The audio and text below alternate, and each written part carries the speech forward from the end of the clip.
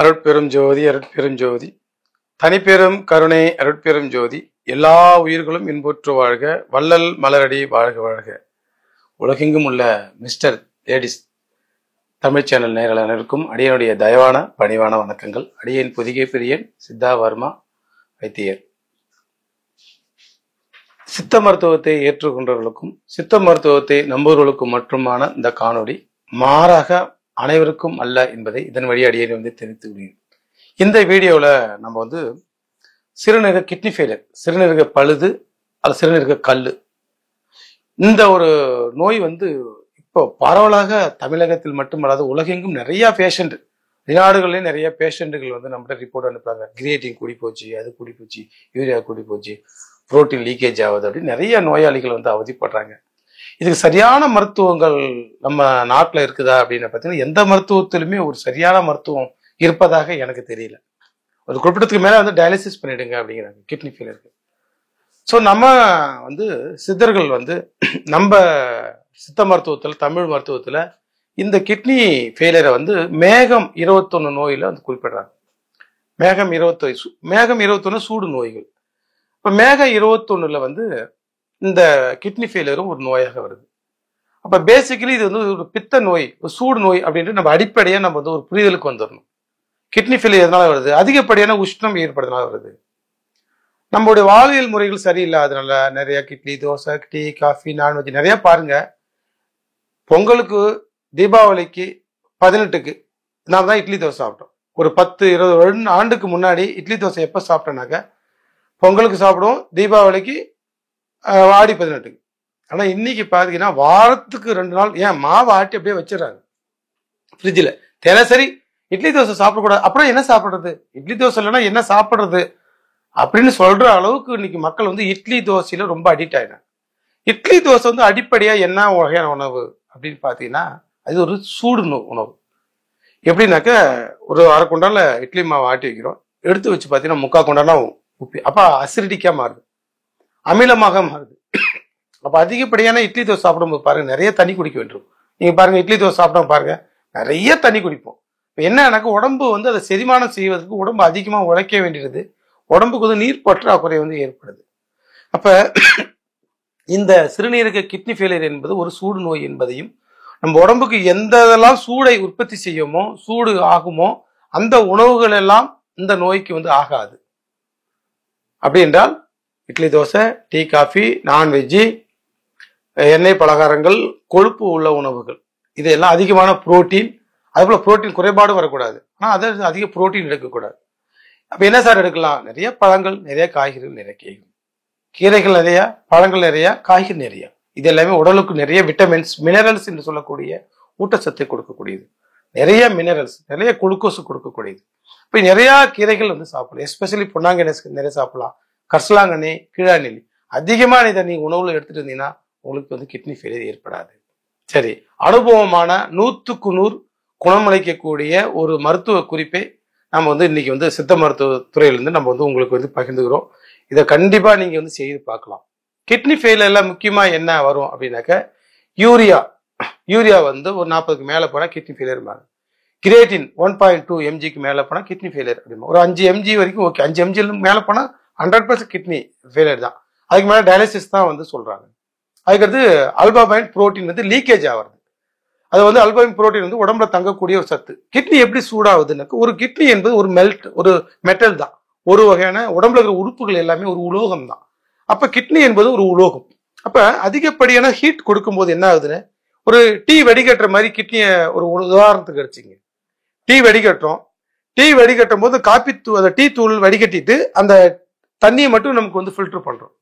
இப்ப கிட்னியில் உள்ள அந்த நெப்ரான்ஸ் எல்லாமே அப்படிதான் நமக்கு ஃபில்டர் பண்ணுது. எதை ஃபில்டர் பண்ணுது அப்படின்னாக்க அந்த யூரியா, கிரியேட்டினை வெளியே தள்ளிடுது, உடம்புக்குள்ளார இருக்கிற அந்த புரோட்டீனை வடிகட்டி வச்சிருது, அல்பமைன் புரோட்டீனை வடிகட்டி வச்சுக்குது. அப்ப இதெல்லாம் ஒரு சத்து. அப்ப அதிக சூட் ஆகும்போது என்ன பண்ணுது, அந்த ஃபில்டர் குளிர்ச்சி ஆயிடுது, சுருங்கிக்குது. இதை கிட்னி சுருக்கம்னு சொல்றாங்க. அதிகப்படியான உஷ்ணத்தினால அந்த கிட்னி என்ன பண்ண சுருங்கி போறதுனால வடிகட்டி வேண்டிய வெளியே வரக்கூடிய யூரியா, அது மூத்திரம் தான், யூரியாவும் கிரியேட்டினும் உடம்புக்குள்ள ரத்தத்திலே தங்கிக்குது. அப்ப கிட்னி சுருக்கத்தினால இப்ப கிட்னி வந்து அந்த அந்த நெப்ரான்ஸ் வந்து அந்த ஓட்டை வந்து பெருசாச்சு, என்லார்ஜ்மெண்ட் சொல்லுவாங்க. கிட்னி என்லார்ஜ்மெண்ட் ஆனா என்ன ஆகுனாக்க உள்ள ஃபில்டருக்கு வடிகட்ட வேண்டிய அல்போமைன் புரோட்டீன் அது என்ன பண்ணுது, வெளியே லீக்கேஜ் ஆயிடுது. அப்ப சத்து பற்றாக்குறை, உடம்புல புரோட்டீன் குறைபாடு ஏற்படுது. அப்ப இதைத்தான் நம்ம வந்து கிட்னி ஃபெயிலியர் அப்படின்னு. சில பேருக்கு யூரிக் ஆசிட் ஃபில்டர் வெளியிடணும், அதுவும் உள்ளுக்குள்ள தங்கிக்கும். காலில் வந்து பாத்தீங்கன்னா காலில் முட்டியில இந்த இடத்துல வந்து டெபாசிட் ஆகிடும். அப்ப இந்த 5 வேலைகளை தான் கிட்னி வந்து வேலை செய்யுது. அப்ப இது கிட்னி ஃபெயிலியர் என்பது இந்த 5 விஷயங்களை அது செய்ய மறந்துச்சுனாக்க அதுதான் கிட்னி ஃபெயிலியர். கிட்னி வந்து சாகல, நல்லா புரிஞ்சுக்க, கிட்னி சாகல, கிட்னி ஃபெயிலியர், அவ்வளவுதான். இப்ப ஃபெயிலியர்னா என்ன பண்ணணும், அப்ப நம்ம வந்து சரி பண்ணணும், அதுதான் மருத்துவம். ஃபெயிலியர்னா கிட்னி செய்யற வேலையை நம்ம வெளியே வச்சு செஞ்சுட்டு உட்காந்து கூடாது. அது எப்படி வேலையாகும்? ஒருத்தர் வேலைக்காரன் வேலை செய்யலைன்னா அவனை வேலை செய்ய வைக்கணும். அவன் செய்யற வேலையை நாம செஞ்சுட்டு இருந்தா எவ்வளவு நாளைக்கு நம்ம செய்ய முடியும்? அது அவனுடைய வேலை, அதை அவன் தான் செஞ்சணும். அப்ப கிட்னி ஃபெயிலியர் ஆனோடனே நம்ம என்ன பண்ணணும், கிட்னி ஃபங்க்ஷன் வைக்கணும். அந்த நெப்ரான்ஸ் சுருங்கி போயிருந்தா அதை வந்து திரும்ப விரிய வைக்கணும். ரொம்ப என்லார்ஜ்மெண்ட் விரிஞ்சிருந்தா அதை தன்னுடைய அளவுப்படி அனட்டமிக் பொசிஷன் படி சுருங்க வைக்கணும். அப்ப இதற்கான மருந்து தான் நமக்கு வந்து சித்தர்கள் வந்து பரிந்துரைக்கின்றனர். பொதுவாக சித்த மருந்துகள் என்பது உலகத்தில் உள்ள எல்லா மருத்துவ பாடத்திட்டங்களும் மருத்துவ அறிவுகளும் 6 அறிவிலிருந்து கொடுக்கப்பட்டது இல்லையா? மனிதன் தானே எல்லாம் எழுதுறாங்க படைக்கிறாங்க எல்லாமே. அதுல எல்லாருக்கும் மாற்று கருத்து இருக்காது. அது எந்த மருத்துவமாக இருந்தாலும் நம்ம குறை சொல்லல, இருக்கிறத சொல்றோம். ஆனா சித்த மருத்துவம் என்பது 10 அறிவிலிருந்து கொடுக்கப்பட்டது. உலகத்தின் முதலையாக 10 அறிவிலிருந்து கொடுக்கப்பட்ட முதல் வேதம், கடைசி வேதம், குறிப்புகள் நம்முடைய சித்த மருத்துவம். அதனாலதான் நம்ம சொல்றோம் சித்த மருத்துவம் என்பது கடவுள் மருத்துவம். இதுக்கு ஆதாரம் வந்து திருமந்திரம் 436வது பாடல்ல ஒட்டறிவு 5, உணர்ந்தறிவு 6, கற்றறிவு 7, கலந்தறிவு 9, பற்றி அறிவு 10. 10 அறிவிலிருந்து தான் நமக்கு வந்து சித்தர்கள் வேதங்கள் வந்து கொடுக்கப்பட்டிருக்குது. அப்ப 10 அறிவிலிருந்து கொடுக்கப்பட்ட குறிப்புகள் தான் சித்த மருத்துவம். அப்ப இது என்னங்க ஸ்பெஷல்? What is specialist? ஏன் சித்தரிங்க 10 அறிவிலிருந்து கொடுக்கப்பட்ட என்ன அப்படி ஒன்றும் சீக்கிரம் சரியாகலையே அப்படின்னாக்க, சித்த மருத்துவம் வந்து கடந்த காலம், நிகழ்காலம், எதிர்காலம், ஒரு 1000 ஆண்டுகளுக்கு பிறகு என்ன நோய் வரும்னா கூட அதற்கு சேர்த்து 5000 ஆண்டுகளுக்கு முன்னாலே முக்காலத்தையும் அறிந்து சொல்லக்கூடிய ஒரு மருத்துவ அறிவு தான் 10 அறிவு. 7 அறிவு படம் பார்த்திருப்போம். ஒரு அறிவு நமக்கு வந்து கூடுதலா இருந்தாவே நம்ம எவ்வளவு விஷயங்களை கணிக்க முடியுது. அப்ப சித்தர்கள் வந்து 10 அறிவுனாக்க இப்ப எவ்வளவு விஷயங்கள் 1000 ஆண்டுகள், லட்சம் ஆண்டுகள் பிறகு இந்த உலகத்தில் ஏதாவது ஒரு புது நோய் வருமானால் அதற்கும் சேர்த்து நம்முடைய சித்த மருத்துவத்துல கொடுக்கப்பட்டிருக்குது. அதனாலதான் இது வந்து கடவுள் மருத்துவம். சோ கடவுளால் நமக்கு கொடுக்கப்பட்ட மருத்துவம் சித்த மருத்துவம். அந்த மருத்துவ குறிப்பு தான் நான் இன்னைக்கு வந்து உங்களிடம் வந்து பகிர்ந்து கொள்ள போகிறேன்.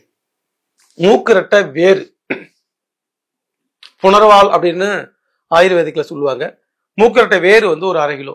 நெரிஞ்சில், சமூலம் அப்படின்னா அந்த ஒரு மூலிகையினுடைய எல்லா பாகமும், அது வேறு, தழை, பூ, காய் எல்லாமே. நெரிஞ்சில் சிறு நெரிஞ்ச முள்ளுன்னு சொல்லுவாங்க, கால் எல்லாம் குத்தும்.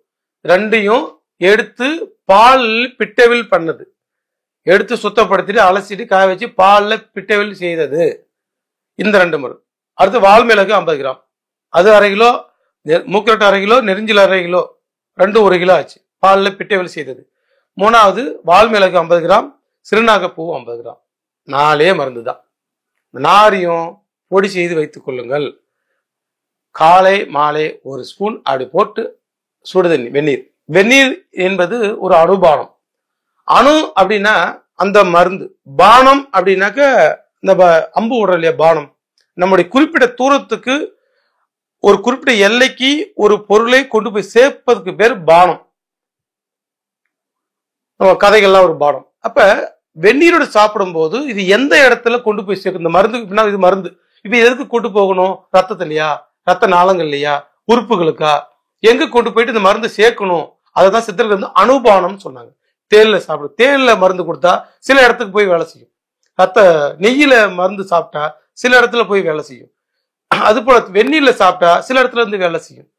பால்ல சாப்பிட்டா சில இடங்களை வேலை செய்யும். அப்ப எந்த அனுபானம் என்பது கூட எந்த மருந்தை எந்த இடத்துக்கு கொண்டு போய் சேர்க்கணும் அப்படி என்பது அனுபானம். அதான் வந்து சித்தர்கள் வந்து தண்ணீர்ல சாப்பிடுங்க, தேன்ல சாப்பிடுங்க அப்படி சொன்னதுக்கு கூட ஒரு 1000 காரணம் இருக்கு. இப்ப இந்த மருந்தை வந்து நம்ம வந்து வெந்நீர்ல சாப்பிடலாம்.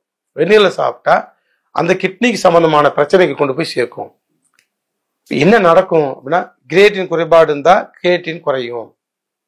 48 நாள், ஒரு மண்டலம், 2 மாசம் சாப்பிட்டுட்டு கிரியேட்டின் செக் பண்ணி பாருங்க, குறைஞ்சிருக்கும். இல்லைங்க யூரியா அதிகமாக இருக்குது, யூரியா செக் பண்ணி பாருங்க, குறைஞ்சிருக்கும். இல்லை சார் எனக்கு வந்து அல்பாவைன் புரோட்டீன் வந்து லீக்கேஜ் ஆனிச்சு, செக் பண்ணி பாருங்க இருக்கும். எந்த குறைபாடு கூடனாலும் விரிஞ்சிருந்தாலும் சரி பண்ணிக்கும், சுருங்கியிருந்தாலும் விரிஞ்சி விடும். 4 மருந்து, மிக மிக அனுபவமான மருந்து, 100க்கு 100 குணமளிக்கக்கூடிய ஒரு மருந்து. இது மட்டுமா சரி பண்ணும்? சித்த மருந்துகளுடைய ஸ்பெஷலிஸ்ட் நான் சொன்னேன் இல்லையா, 10 அறிவுலேருந்து கொடுக்கப்பட்டது. நீங்க கிட்னிக்கு வேலை மருந்து செஞ்சா மற்ற நோய்களையும் மருந்து வேலை செய்யும். ஒரு நோய்க்கு மருந்து சாப்பிடும் போது அந்த நோய்க்கு மட்டும் இல்ல, மற்ற உறுப்புகளில் உள்ள பிரச்சனையும் சரி பண்ணும். சரி, இந்த மருத்துவ குறிப்பு கிட்னி ஃபெயிலியர் மட்டும் தான் சரி பண்ணுமானா, கிட்னி கல் ஸ்டோன் இருந்தாலும் சரி பண்ணும், பித்தப்பை கல் சரி இருந்தாலும் சரி பண்ணும். உடல்ல நீர் கோத்துக்கிட்டு சில பேருக்கு மூஞ்சிலாம் வந்து வீங்கிக்கும், கைகாலெல்லாம் வீங்கிக்கும், சரி பண்ணும். இதே மருந்து நல்லா யூரின் அதிகமா போய் சரியாகும். அது போல உடல்ல சிறுநீர் தாரை, சிறுநீர்ல சில பேருக்கு எரிச்சல் இருக்கும், ஆண்களோ பெண்களோ யூரின் விடும்போது எரிச்சல் ஆகும், அதை சரி பண்ணும். சிறுநீர் கல்லு சரி பண்ணும். வெறும் பெருவயிறு, ஒருத்தவங்க பார்த்தீங்கன்னா வயிறு ரொம்ப பானை மாதிரி மகோதரன்னு சொல்லுவாங்க, பெருவயிறு, ஆனா கழிவு நீர் தான். அப்ப கழிவு நீர் இருந்தா கூட அதை வந்து இந்த மருந்து சாப்பிட்டு வந்தீங்கன்னா உங்களுக்கு வந்து குணமாகும். அதுக்கு அடுத்துட்டு மூட்டுக்குள்ள வலி வீக்கும். சில பேருக்கு பார்த்தா மூட்டுக்குள்ள வந்து வாத நீர் கோத்துக்கும், காத நீர் கோத்துட்டு வலிக்கும், மூட்டு வலின்னு சொல்லுவாங்க. ஒரு 40 வயசுக்கு மேல வாத நீர்லாம் கோத்துக்கும். அந்த தேவையில்லாத நீரை யூரின் வழியா வெளியேற்றி அந்த நோயை குணப்படுத்தும். ப்ராஸ்டேட் வீக்கம், என்லார்ஜ்மெண்ட் சொல்லுவாங்க. சிறுநீர் தாரை வந்து என்லார்ஜ்மெண்ட் ஆகும். ப்ராஸ்டேட் வீக்கம் இருந்தா கூட அந்த வீக்கத்தை வயதானவங்களுக்குலாம் 40 வயசுக்கு மேல இன்னைக்கெல்லாம் ஒரு 10% மேல ப்ராஸ்டேட் என்லார்ஜ்மெண்ட் கண்டிப்பா வீக்கம் வருது. அது வந்து இதை வந்து குணப்படுத்தும். இதய நோய், சில பேருக்கு இதயத்துல வந்து நீர் கொத்துக்கும், கீழே நீர் ஃப்ரீயா போகலனாக்க நுரையீரல நீர் கொத்துக்கும், இதயத்துல நீர் கொத்துக்கும். இதயத்துல நீர் கொத்துட்டா ஓட்ட போட்டு தான் எடுப்பாங்க. அதுக்குள்ள இந்த நோயை நீங்க 48 நாள் 2 மாசம் சாப்பிட்டீங்கன்னா சூப்பரா வேலை பார்க்கும். இதயத்துல தேவையில்லாத நீர்கள் இருந்தா இதய நோயையும் குணப்படுத்தும். ஏன்னா மூக்கட்டை கலந்துருது. மூக்கட்டை வந்து இதயத்தை சரி பண்ணும், கல்லீரலை சரி பண்ணும், சுவாச நீர்களை சரி பண்ணும். சில பேருக்கு நுரையீரல நீர் கொத்துக்கும், அதுக்கெல்லாம் மருந்தே நீ கிடையாதுப்பாங்க. நீங்க மூக்கட்டை இதில் கலந்துருக்கிறதுனால நீங்க மூக்கட்டை சாப்பிடும்போது கீழே நீருக்கு தேவையில்லாத நீரெல்லாம் வெளியேற்றி அந்த நுரையீரல நீர் கோத்துக்கிறது எல்லாத்தையும் சரி பண்ணுது. அதுபோல் கல்லீரல் நோய்கள், பிபி ரெடியூஸ் ஆகும். கழிவுகள் தேங்கி இருக்கிறதுனால தான் பிபி. உடம்பு சூடு, ஏன்னா மூக்கட்டை வந்து உடம்பு குளிர்ச்சிப்படுத்தக்கூடியது, சிறுநெறிஞ்சிலிருந்து உடம்பு குளிர்ச்சிப்படுத்தக்கூடியது, சிறுநாகப்பூ குளிர்ச்சிப்படுத்தக்கூடியது. அப்ப இந்த 3 மருந்துகள் செய்யறதுனால தேவையில்லாத கழிவுகள் எல்லாத்தையும் எல்லாத்தையும் சுத்தப்படுத்திட்டு உங்களுக்கு வந்து சிறுநீர் கட்டு, உப்பு சத்து, பிபி எல்லாம் கம்மி பண்ணும். அப்ப இந்த ஒரு நோய்க்கு மருந்து சாப்பிடும் போது மற்ற எல்லா நோய்களும் சரி எனக்கு எதுவுமே இல்லை, நான் சாப்பிடலாமா? தாராளமா சாப்பிடலாம். என்ன பண்ணும்? உங்களுடைய இது ஃபியூச்சர் எதிர்காலத்துல கிட்னி ஃபெயிலியர் வராம, கிட்னி கல் வராம, இதய நோய் வராம, கல்லீரல் வராம, பிபி நோய் வராம சரி பண்ணும்.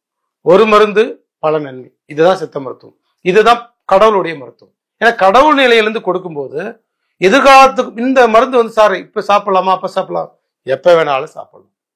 ஒரு 1000 ஆண்டுகள் கழிச்சு ஒரு கிட்னி ஃபெயிலியர் வருது, கிட்னி பிரச்சனை வருது, சார் இது சாப்பிடலாமா? தாராளமா சாப்பிடலாம். இந்த குறிப்புகள் எல்லாம் 5000 ஆண்டுகள் பழமையானது, இன்னைக்கு நேத்துக்கு இல்லை.